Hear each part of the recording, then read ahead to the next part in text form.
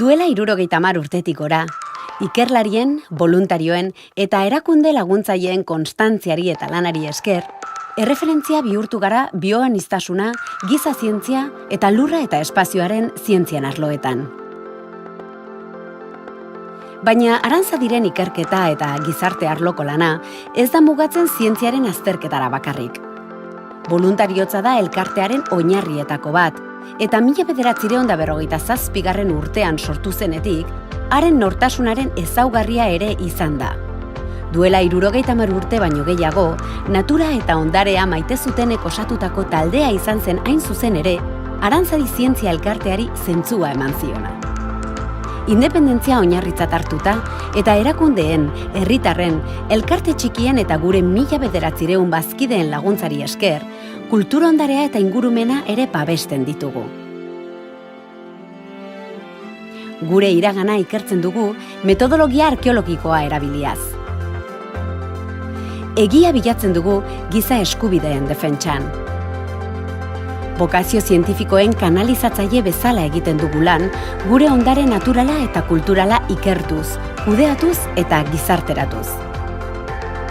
Arantzadi beti dago lankidetzara irekita. Herritarrek osatzen duten zientzia elkarte askea eta irekia garelako. Kultura zientifikoa bultzatzen dugu herritarren aurrerapenerako.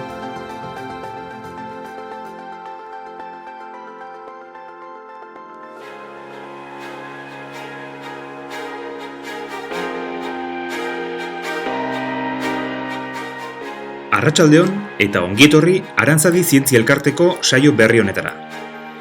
Konfinatuak gauden arren, arantzaditarrok ezin diegu zientziak eta divulgazioak ematen dizkigun aukerei uko egin.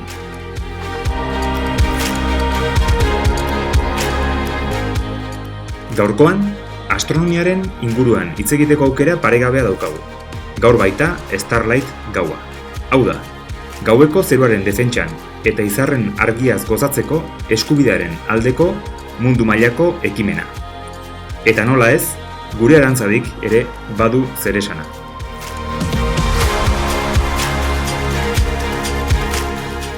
Nire izena Paul Mínguez Olaondo da. Arantzadiko astronomia saileko kidea naiz. Eta hurrengo minutuetan, niri dagokit argi kutsaduraren inguruan zerbait esan eta irakasten saiatzea. Zuen gustokoa izatea espero dut, eta bai astronomia sailaren eta baita Arantzadi zientzia elkarteko kideen partetik, eskerrik asko zuen harrera beroa eta arretagatik. Beraz, ongi etorri, goza dezagun guztion artean saioa eta goazen izarren bila. Baina hemen, ez da hau guztia nire lana bakarrik izango. Zuri ere tokatzen zaizu. Aitatxo, amatxo, denek parte hartu behar dugu. Eta hashtag baten bidez, ikusten dugun zeruaren argazkia partekatu behar dugu. Eta horretarako, zerua etxetik hashtaga erabiliko dugu. Bai Twitter, bai Facebook, eta baita Instagramen ere. Eta mamian murgiltzen joateko, hemen duzue aurreko mendeko marrazki bizidun ezagun batzuk argi kutsauraren gaia jorratu zuteneko atal txiki bat.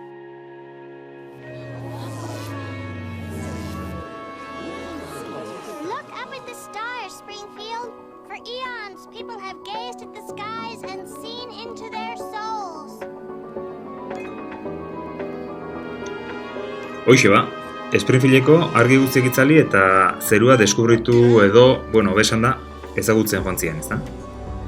Bakoitza bere buruan zuen konstelazioaren bila hasi izan, eta ikusten duzue, Barnes jaunak, dolarraren ikurra ikusten zuen bitartean, beste batzuk behaien aurpegia pisteratu nahi zuten.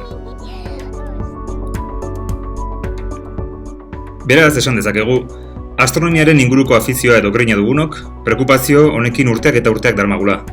Hiriak geroz eta politiagoak ditugu, baina argia gehiegizkoa. Eta hori, gizarte dirudun baten arazo garrantzitsuan bihurtzen ari da. Hemen ikusten duzu adibidez, esak duela denboratxo bat egin zuen bideoa. Hiriburu eta hiri handietan argiaren kutsadura.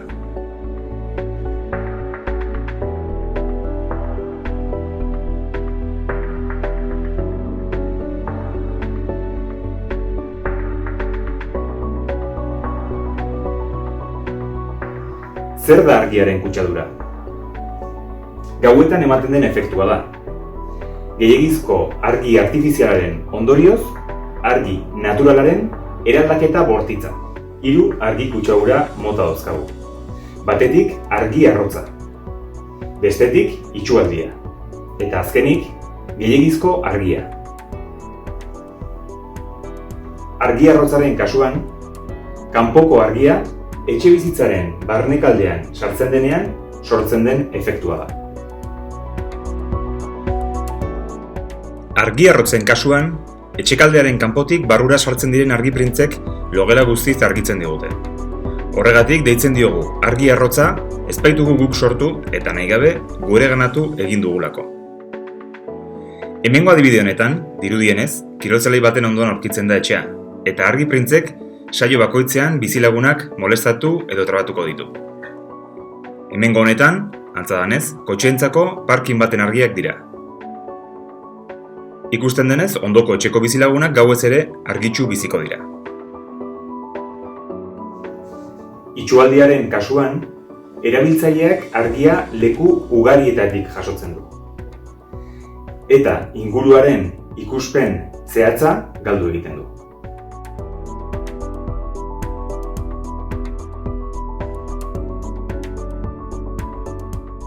Itsualdiaren adibide errazena errepide batean goazenean ikusten ditugun argi fokuena da.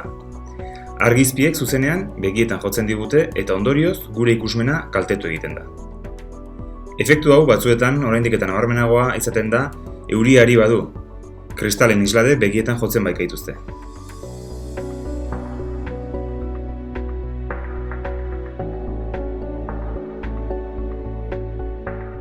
Gehiegizko argiaren kasuan, kanpo argiztapenaren gehiegikeriak alboetara eta gorantz egingo dute argiarekin. Eta horrek esan nahi du, gainazal zabal batean, argiaren islapena ikusiko dela, batzutan argi txapela bezala ezagutzen den efektua lortuz. Eta esan dugun bezala, gehiegizko argiaren kasuan, argiak alboetara eta gora zuzentzeko joera dute. Eta gehienetan, azalera zabaletan barraiatzen da, eta islatzen da ere. Efektu hau, askotan argi txapela ere deitzen diogu. Eta horrelako irudi batean bukatzen da.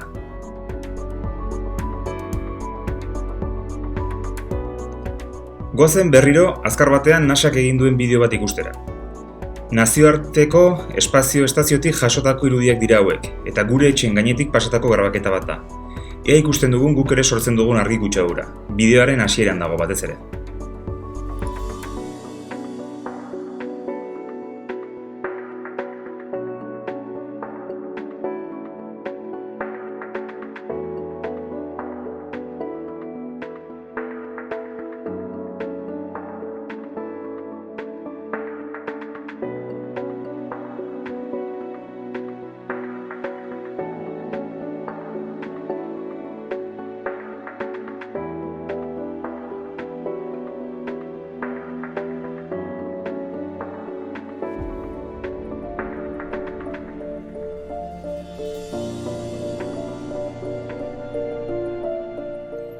Eta orain bai, hementxe daukagu, gaurko ikasgaia.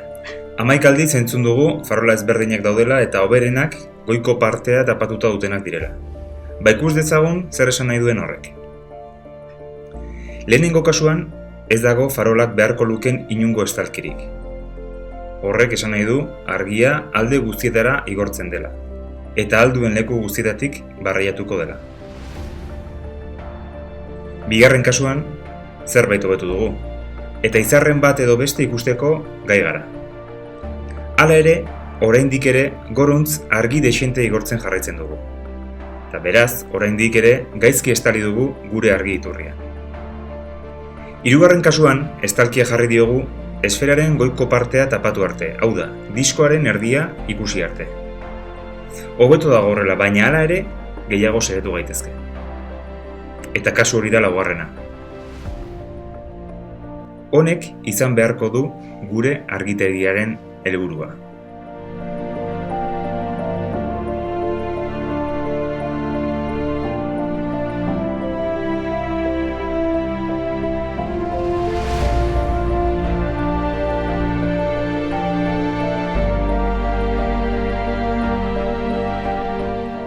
Lehenik eta behin, farola bat jarriko dugu.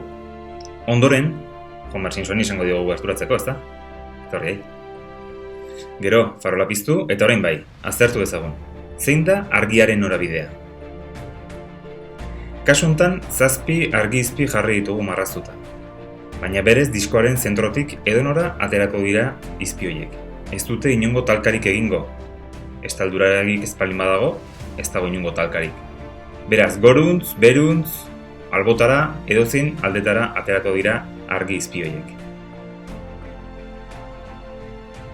Goazen orain prozesua berriz ere errepikatzera, baina orain beste 2 farolekin. Argizpiak alde guztietara dijoaztenez, eta ez dutenez ezerekin talkarik egingo, Homerrek puntu berean, demagun begian, 3 argi-izpi ezberdinekin aurkituko da. Hau da, farola bakoitzaren argi-izpi batek puntu berean emango diote, eta ondorioz Homerrek 3 aldiz izango du argia bere aurrean.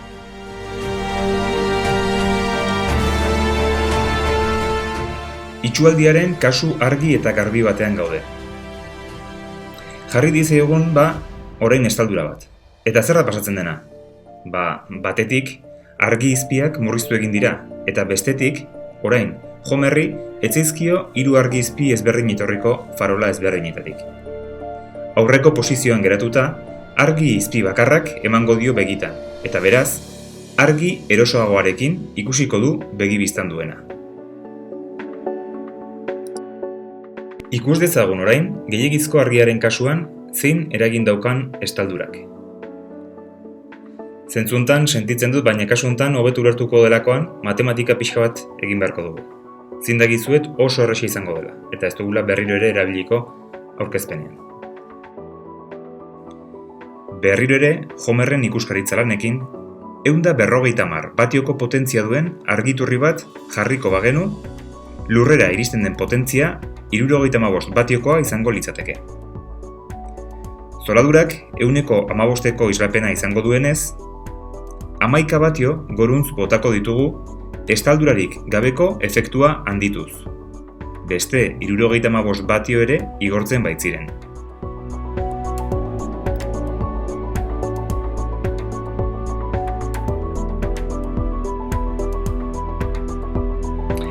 Estaldura jarreta, 150 batioko iturri berdinarekin argi izpi bikoitza iritsiko litzaiguke zoladurara.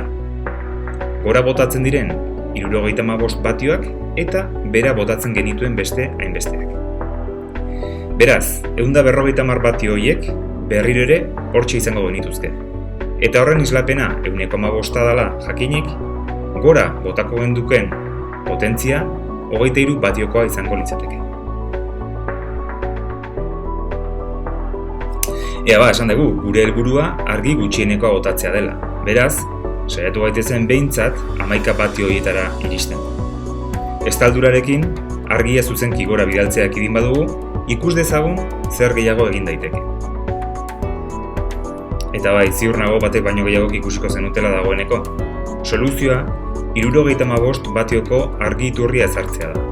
Hau da, 150 batioko iturri batek, estaldurari gabe, estaldura duen 75 batioko iturri baten aina igorriko du zerura, baina erdia kontsumituko du.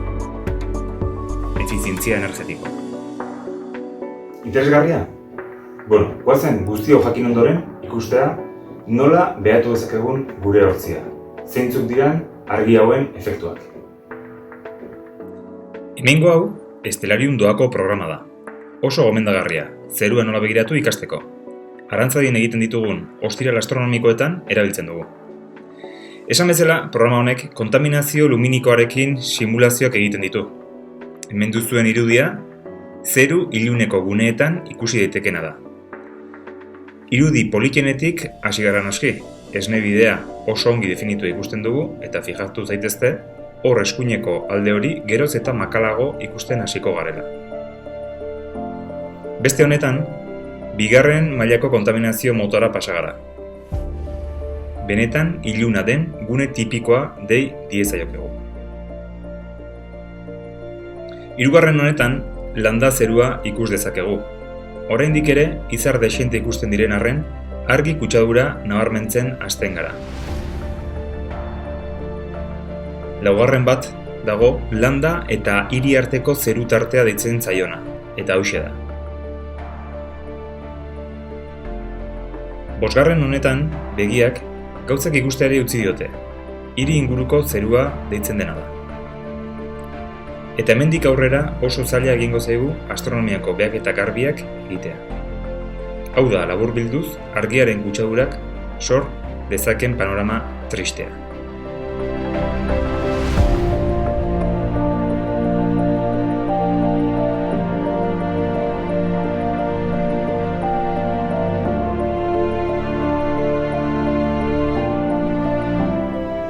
Baldintza normaletan, gure begiek 2500 izar ikusteko ahalmena dute. Zeintzu dira ordun argi kutsadurak sortzen dituen efektuak? Batetik, energiaren galera. Bestetik, argitasunaren kalitateari eragindako efektuak. Hirugarren bat oso garrantzitsua, osasun arazoak sor ditzakela gizakiontzat. Laugarrena, biodibertsitatea eta ingurugiroan aldaketak. Eta azkenik, besteak beste noski, gaueko zeruari eragindako efektuak. Energiaren galeraren kasua oso nabarmen ikusi dugu aurrekoetan. Gure herri eta hiriek sufritzen duten diru galera hori berreskuratzeko, kontzientziazioa eta zentzutasuna dira bide bakarra. Argitasunaren kalitateari eragindako efektuak askotan segurtasunari egozten zaizkio. Baina argi gehiagok ez du zertan segurtasun handiagoa esan nahi.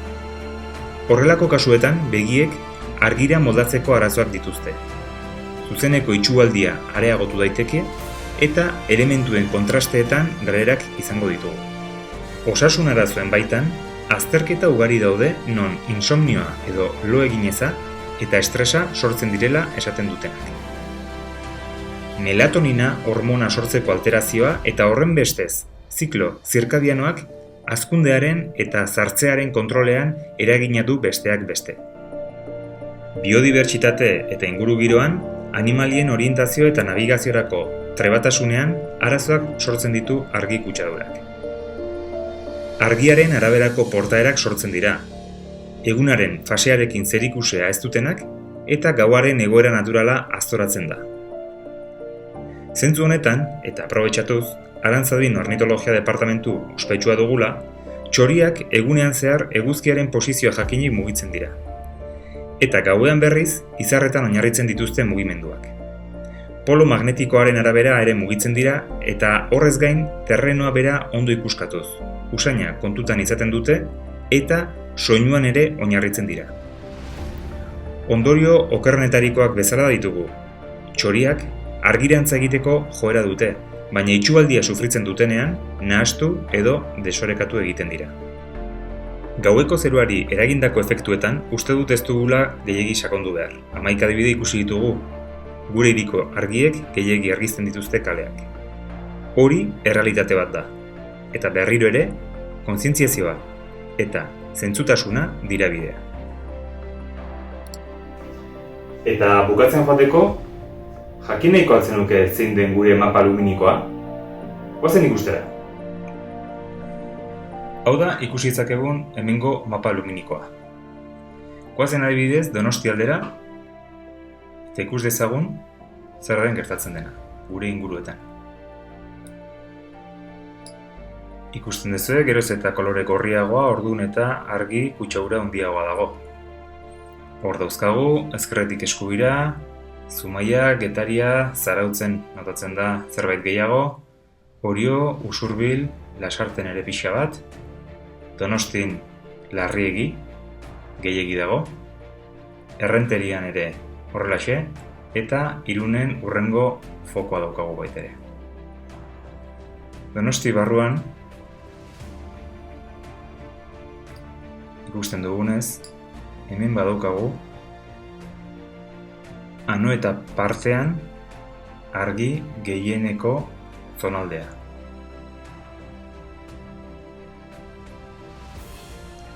Ondoren Amara berrin, zentroaldean eta egian.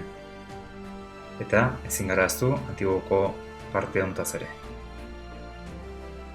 Eta beste aldean, Intxaurrondo partean pixka bat gehiago, eta nabari da Pasai Antxon daukagun zonaldea baita ere. Eta honekin batera, nire lana gaurkoz bukatu da. Orain, National Geographicek egindako bideo batekin uzten zaituztet, eta eskerrak eman nahi dizkizuet pazienteki entzuteagatik.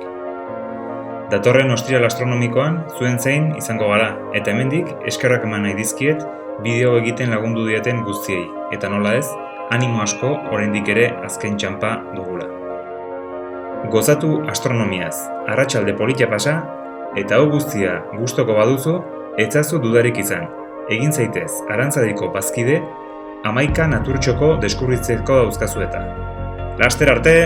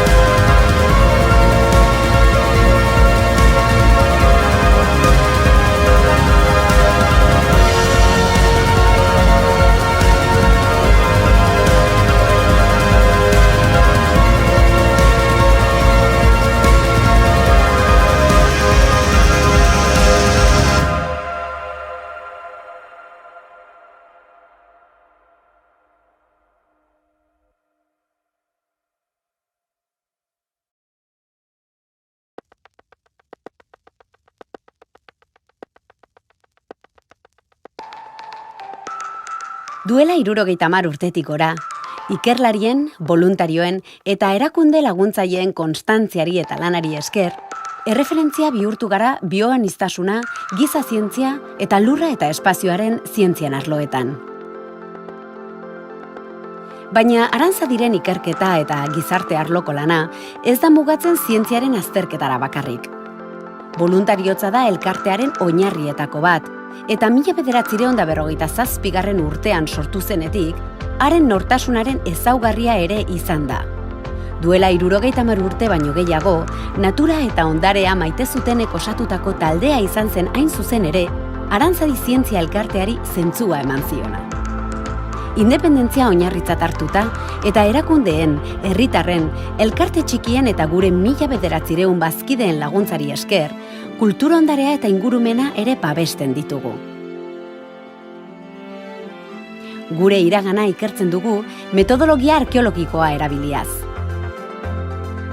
Egia bilatzen dugu giza eskubideen defentsan. Bokazio zientifikoen kanalizatzaile bezala egiten dugu lan, gure ondare naturala eta kulturala ikertuz, kudeatuz eta gizarteratuz.